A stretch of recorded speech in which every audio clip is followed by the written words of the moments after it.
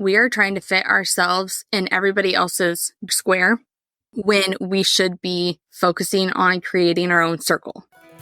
Hi, friend. Welcome to Gather and Growth, a show created for passionate, growth-focused rural women like you. From mindset work and building strong habits to exploring the unique joys and challenges of living rural, this is a show to leave you feeling joyful, inspired, and a little less alone. Together, we're on a journey of reaching for the most confident, healthy, and authentic version of ourselves, and I'm forever grateful to have you by my side. Whether you're currently running on a back road, shuffling kids to town, hopping along for a tractor ride, or 3 loads deep into folding laundry, grab yourself a nice coffee and let's dive in. Hi, friends. Welcome back to Gather and Growth. Today, I am sitting down with my friend, Ashlea. Ashlea, I feel like we have known each other for as long as I've had my Instagram account. I don't even know how we originally first got connected other than just the world of farm wifery. But I'm really excited about today's conversation. I'm sure we are going to talk about a lot of different things, but really the overlying theme of what it looks like to simplify to amplify, I think really brings it down to the point. So I'm excited for, if you have never gotten to know Ashlea, to hear about her and her story and why this particular concept is such a passion on her heart right now. So Ashlea, welcome to Gather and Growth. Thank you. I'm so stinking excited to be here. You even said simplify to amplify, and I love all things simple, simplifying as many things as I can. So I love that you said that. I am Ashlea Stricker. I live on our family farm in central Iowa with my husband and our 3 boys. They are ages 12, 9, and 5. I'm also a hairstylist, part-time, quarter-time even. I have my own salon. It's attached to our home, so I can kind of make up my own schedule, which is great. And if I'm not busy working in the salon, chasing after the 3 boys, helping with all things farm wife, I'm probably got a coffee in my hand. I'm reading a book. I'm watching Gilmore Girls, and I am avoiding my laundry at all costs because I hate laundry. Also, I think I am a self-proclaimed cheerleader hype girl for people I've never met. Even, people in my own life too, but people I've never met. And I'm a big dreamer. And so I think that's why I love cheering people on and hyping them up when they do something that's big and kind of maybe out there a little bit. Can you tell us a little bit more about ultimately what's the journey to brought you where you are today? Specifically in, we were talking before we started recording, this journey of simplifying and what that has looked like in your own life. And I imagine you have not always felt this way. I think we have that in common, as so many women in this community do, but I'll let you take the reins on talking through that first. So I was a basically full-time stay-at-home mom for 12 years. And I also worked, like I said, quarter-time in my home salon. But I had to simplify the hours I worked in order to be the stay-at-home mom. And this past fall, my youngest son just started school full-time. I was at this crossroads of, okay, now what? I have to do all the things. I have to fill my time up because now I'm no longer a stay-at-home mom. I have to fill my time with this, that, the other thing. I need to find another way to be bringing in an income because if I'm not a full-time stay-at-home mom, I need to be working to bring in more money. And so I was at this crossroads, and it got to the point where I was trying to throw so much stuff in my head that I became paralyzed, where it's I just don't even know where to start or what to do.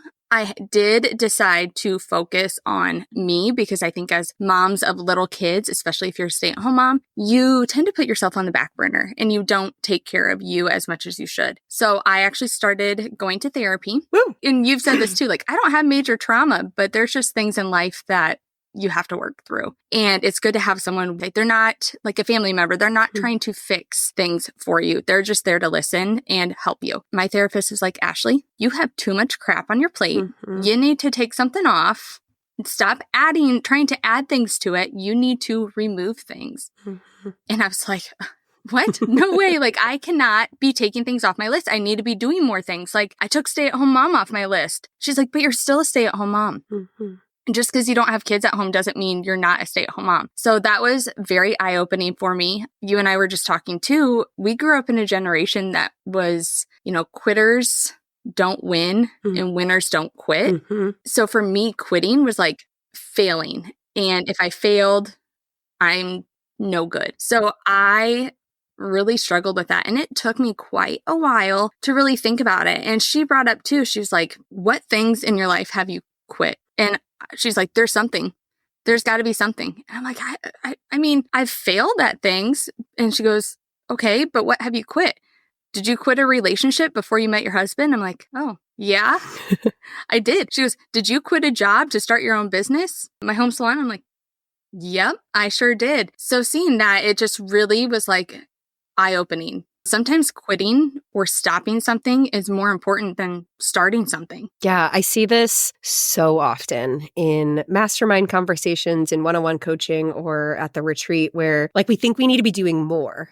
And that comes from a lot of different places. I've already recorded podcast episodes about that, but we have this like underlying need, like if I can just add this one thing to my plate, then I will be enough. Then I will be successful enough. Then I will feel a different way. If I can just add in this habit or start this business or launch this project or take on this thing, then someone will feel a certain way about me or I'll feel a certain way about myself. And then we get to a point where we are so frazzled and overwhelmed and drowning and have literally no white space on the calendar. And then are like, why am I so burnt out? Yeah. Why am I yelling at every little thing? Like, why am I, like, my kids talking is irritating me. It's because I have so much going on and like 10 million tabs open in my brain. Yeah, I was even literally just thinking about this concept unrelated to the fact that we were about to have this conversation as I was walking downstairs to come down and record, just how drastically different my life is now in the way that I'm able to structure my days compared to when I was working different types of jobs. And that wasn't necessarily the result of the jobs themselves so much as the mindset I had in them, that I'm like, no wonder so many of us are frazzled. We are trying to literally be and do so many different things at once that it feels like too much. Right. What did that process of starting to take things off your plate look like? Perhaps even what advice would you give someone else who is hearing us like bashfully nodding along like, oh my gosh, I know that I have too much on mine. Like, where do I even begin? I had actually started a podcast with a friend that I met online, and her and I just always struggled to like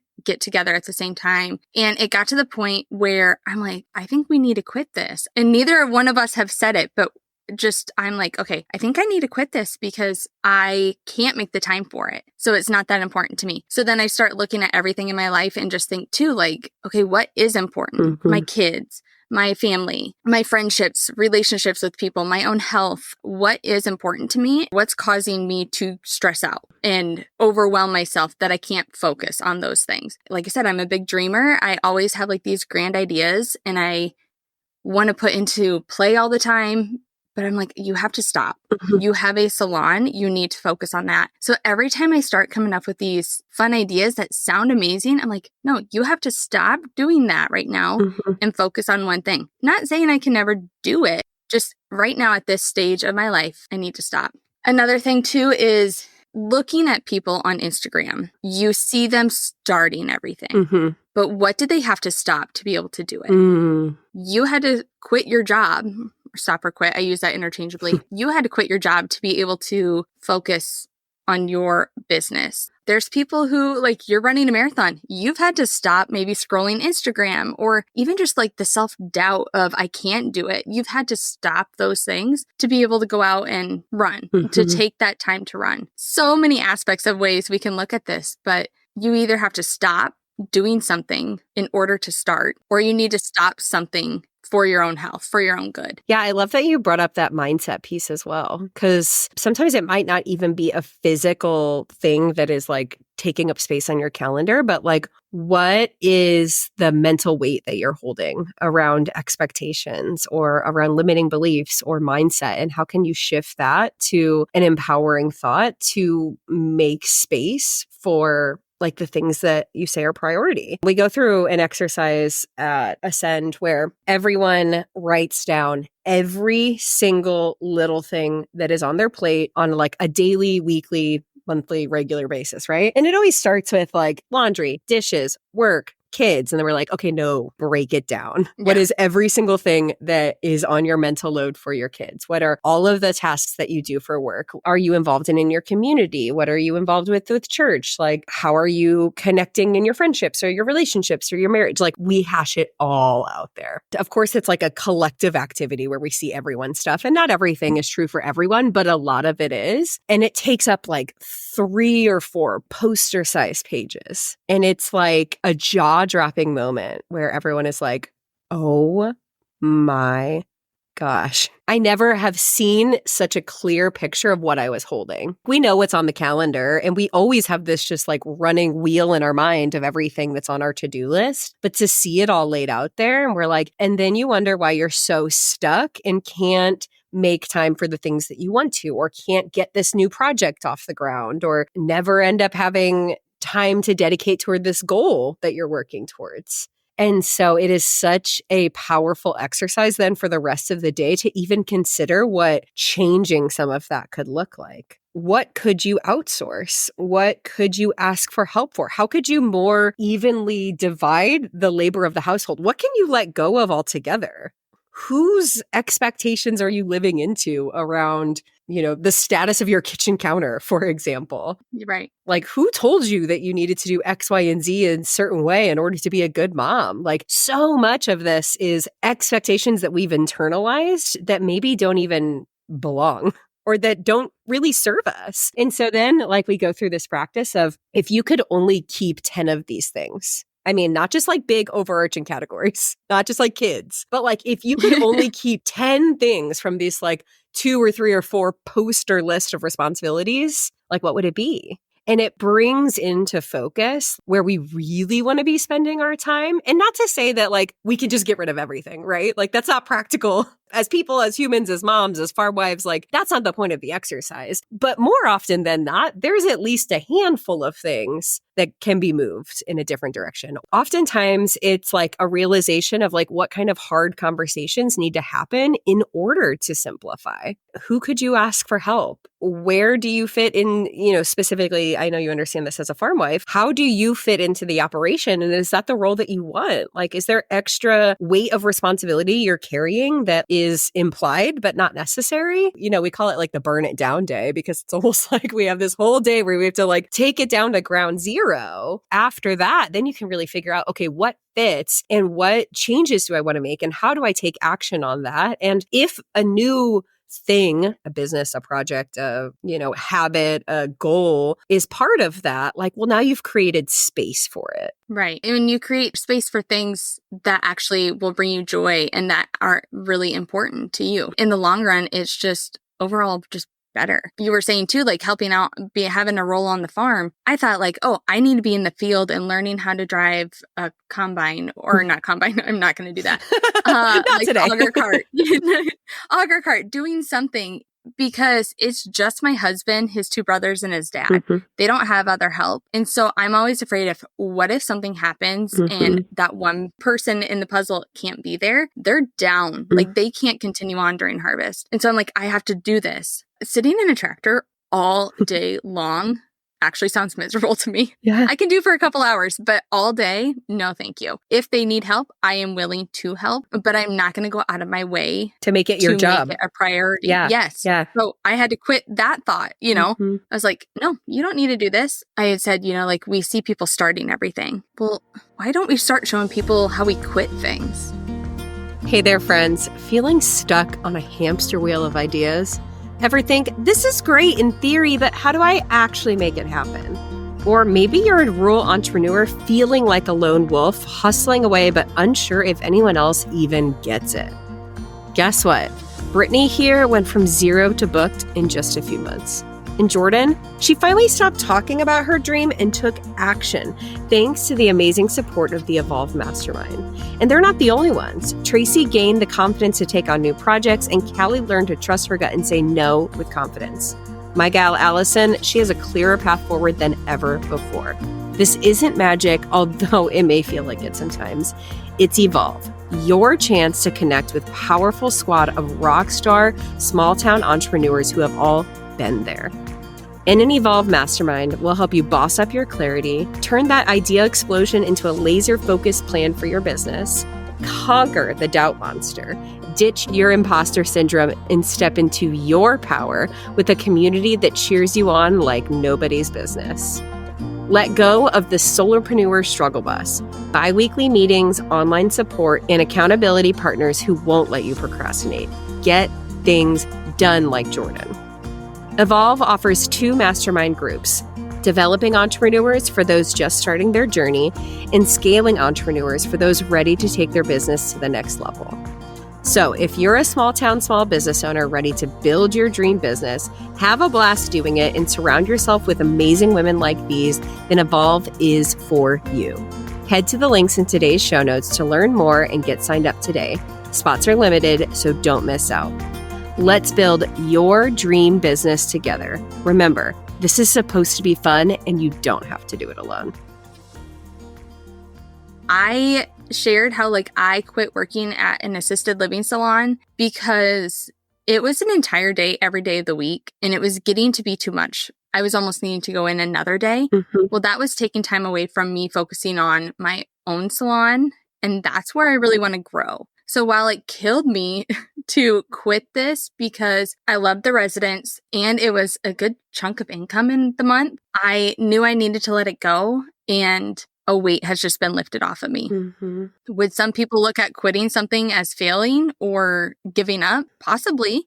But what I've gained from it is so much more than what I lost. Like what you were doing in that moment, you probably have known for a while that wasn't the best fit for you anymore, but you were managing other people's perception of you, which I have seen a quote around people pleasing or doing something because someone else wants you to or expects you to, or you don't want to disappoint them, is actually a form of manipulation because you're letting yourself down and you're manipulating their perception of you by continuing to do something. And it sounds dramatic, but being deceitful about knowing that it's not meant for you anymore. I mean, I think it's kind of harsh phrasing. So often we're afraid, well, if I leave this job, what are they going to say? If I stop volunteering at Sunday school, what are people going to think? I'm going to doom everything to ruin if it's not me doing it. The next person certainly can't do it the way I do it, and all the children will suffer. And so much mental drama around it. But ultimately, if you are not pouring into the priorities that are most important to you and you're taking more care of what everyone else expects out of you, then at some point that catches up. Right. Whether we know it or not, we are trying to fit ourselves in everybody else's square when we should be focusing on creating our own circle. Yeah.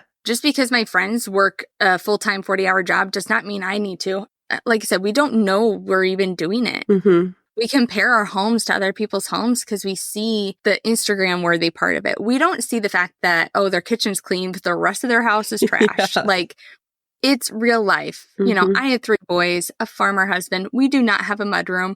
My house, I can clean it, and the next day it doesn't look like I cleaned. I have stopped caring so much about that. I spot clean. If it starts to look gross, I'll clean it. I'll clean every other week, deep clean. But I'm I stopped the constantly having to have perfectly clean floors. Yeah. Because it was wasting my time. Yeah. I think also just knowing what fits for a season too. In this season of life with young kids, and my level of expectation is different than it will be or has been in other seasons of life. I think it's also part of just giving ourselves permission to, be where our feet are or be present with where we actually want to be spending our time, and releasing the expectation of perfection. I think so much of it comes down to this unrealistic need for perfection in every single area of life. And I've recorded podcast episodes on where I hypothesize that comes from. I'll have them linked in the show notes, but just learning to let go. And I love that you bring up how much therapy helped you in this. And that's just such a powerful representation of why I advocate so deeply for therapy, because it's not necessarily working through these big, tremendous, like you said, big T traumas. For the longest time, I told myself,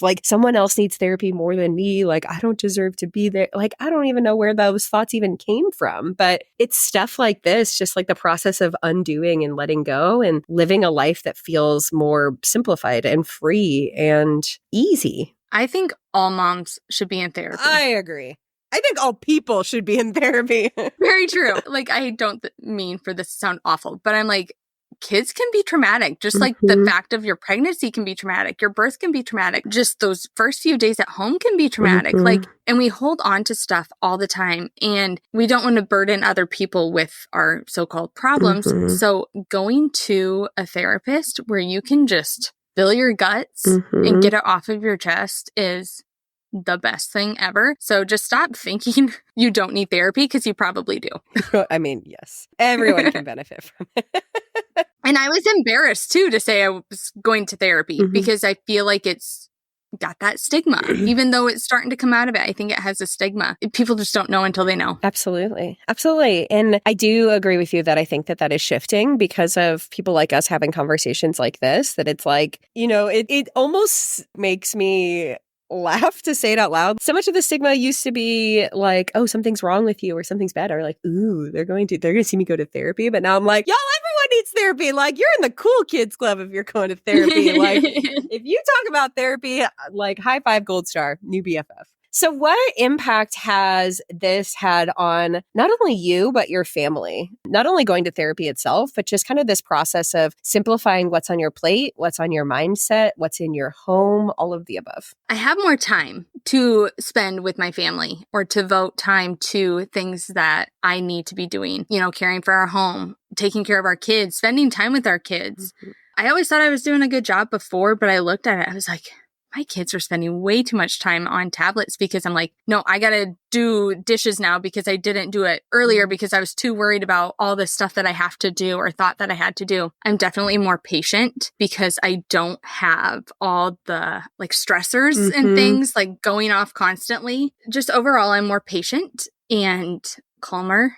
And I have more time to devote to my family and my kids, even helping out with little farm things if I can. My sister-in-law was just recently in the hospital a couple weeks ago. She's been needing help with the kids. And I'm like, I'm here to help because I have the time to help. Having that flexibility has been huge. There's been a few things. So I had this idea for years. I'm talking years, like my oldest was probably a baby, of creating a candle business. At one point, I even purchased the stuff to make it, just never fully got into it because kids, busy, whatever. Life. And yeah, so then this fall, I'm like, oh, I got to start doing this candle stuff. I just love candles. So I'm like, I'm going to start making candles. I had a name and everything. And I was not letting myself believe that I needed to quit this dream. Not that I'm saying you have to give up on dreams, but sometimes this thought, it's not going to work out. And you have to sometimes realize that. And I was not realizing it because I'm like, do I really want to sit and make candles for hours every day? Or do I really want to have to try to work on a website? Because I am not a tech girl. But it took a local person to our, like in my community, to start up a candle business with the exact name I was going to use for this candle business. I'm like, okay, there's already someone else doing it. You need to focus on something else. Maybe one day I'll make candles. I don't know. I'm doing it just for myself for at home, but I don't know about anyone else. But does anyone else ever feel like just because it's a hobby or I enjoy doing something for myself, I should make it a business? I should monetize everything. Oh my God, I've seen so many memes about that. Like, oh, I love graphic tees. I want to make some graphic tees. Let's make it a business. Yeah. No, you don't have time to make it a business. I love candles. Let's make it a business. No. No. All these different things. And like I said, I'm not saying stop or give up or quit your dreams, but you really need to stop and think about, if I do quit these thoughts or these dreams that are in my head. And I think of things like ideas as dreams. But it doesn't mean that it's supposed to be something I do. You know, it's just a thought. Yeah, I saw John Acuff share a Facebook post or something about this yesterday that was like talking about like, yeah, it's really cool to have written a book and see it on a bookshelves and be able to talk about your book. It's a whole different experience to sit down every day and write it. And so evaluating the things that you want to do through like, okay, do I like the end result of this?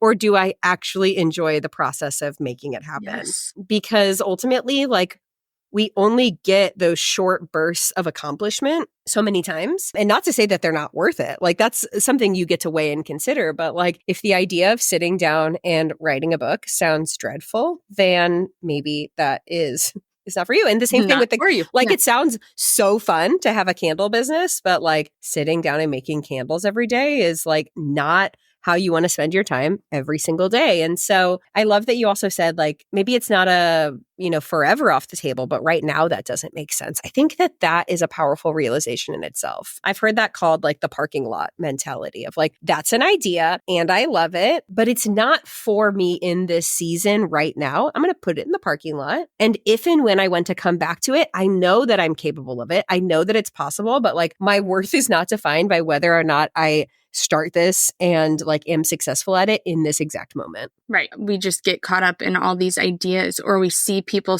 with their end result. We see them with the book, but we didn't see the entire time it took them to create the book. Right.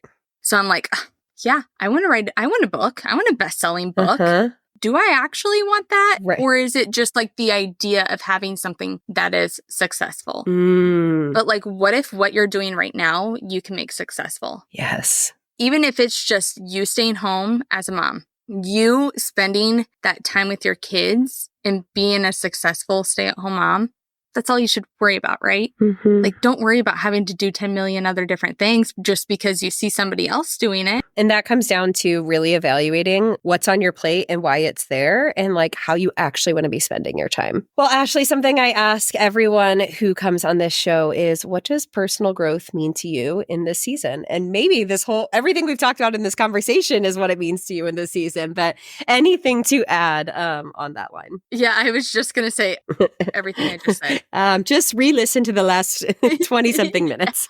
Yes. Personal growth is just really focusing on what you really want. Is it that you want more time? Is it you want more patience? Is it that you want a new product? And just really focus on that. Constantly evolve and change and grow with it and learn. Like, take classes, take masterminds, take different things so you can learn from doing that. I think that's huge. Masterminds have always been so great for me. And when I was paralyzed, I was like, I just cannot do anything else because I have no clue what I even want to be doing right now. Yeah. And so doing a mastermind, I feel like I'm just going to go all over the place. But no, that is seriously like so much of the how we spend our time in masterminds is really asking those hard questions. Is like, is this worth your time? Like, it's okay and wonderful to close a really good chapter and maybe make a pivot in your business or make a change in your life. Just because you have worked really hard at something or done it for a long time, it does not mean that it necessarily has to fit forever. If I had never given myself permission to evolve, I would be teaching. And I have no doubt that I would, have a happy, fulfilled life doing that.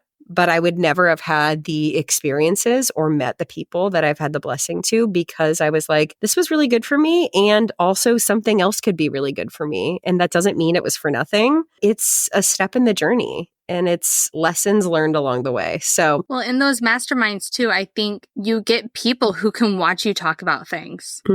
They can see what lights a fire in you. And they can say, honey, the candle thing does not light a fire. Absolutely. Your family does. Your salon does. You can have that. And I think if you are in a mastermind and people are telling you that you need, or any kind of like group, or you have friends telling you this, you need to actually listen to them. They're not trying to not encourage you. They're just trying to help you see. Yeah, see what you actually are missing, because you have 10 million tabs open. You're not seeing the one thing, and that's what they can see. So I think that's huge too, and actually acting on it. Yeah. A lot of times in masterminds, we talk about how the people that we're with are like mirrors for what it's hard for us to see in ourselves. Both the really good, beautiful things, like what your gifts are, what you love, what lights you up, what your strengths are, and then also the things that are hard and those limiting beliefs that we get stuck in, those, soundtracks that we keep telling ourselves that may or may not be true, and those things that we are so desperately grasping onto that everyone can see it's time to evolve through and from. So I didn't expect this conversation would be a full-on conversation about the value of masterminds, but it has just been such a blessing to get to guide those conversations and help women really like come home to themselves and figure out like what alignment. Ultimately, that's what it is. It's alignment. Letting go of things in favor of the things that you care about the most and want to spend your time with the most is coming into alignment. And that is going to look different today than it does 5 years from now. And I hope so. Like, give yourself permission to be an ever evolving, changing, beautiful, curious human that you are. Mic drop. All right, Ashlea, if someone wants to continue this conversation with you and follow along with you talking about simplifying online, where can they find you? I do most of my chatting on Instagram, and that is at simply.ashlea, and Ashlea is spelled ASHLEA. Come hang out there with me. I went radio silent for a little bit just because I was dealing with so much, but I'm getting back into it. That's where you can find me. And honestly, that's okay. That's simplifying. I just am coming off of the biggest content break I've ever taken. I don't think I would have given myself permission to do that in other points of my journey, but it was like, my house is literally full of water, and I have an actual... I am literally flooding over here. And I have a literal 2-month-old, and something's got to give, and that's... And now you're killing it. And, well, thanks. With your content. You know, had I continued to persevere and push and grind out harder, like, I don't think I would feel as inspired to create what I am right now. And so a lot of times giving yourself to make space is where good ideas come from. Well, Ashlea, thank you so much for having this conversation with us. I'm really grateful for it. Thank you. Have I told you today how much I appreciate you? I'd like to imagine this was a meaningful backyard patio kind of chat between friends sipping LaCroix at sunset. If you enjoyed today's show, please take a screenshot to share or forward this episode to a friend. You can also find me at Emily Rushell over on social to continue the conversation. It's truly a joy to hear what tidbits and takeaways made an impact on your day. As always, all links and resources mentioned in today's episode can be found in the show notes listed below or over at emilyrushell.com. Special thanks to my podcast manager, Jill Carr, for the time and love she puts into producing Gather and Growth for this community. What a blessing it is to be on this personal growth journey together. Forever grateful for you.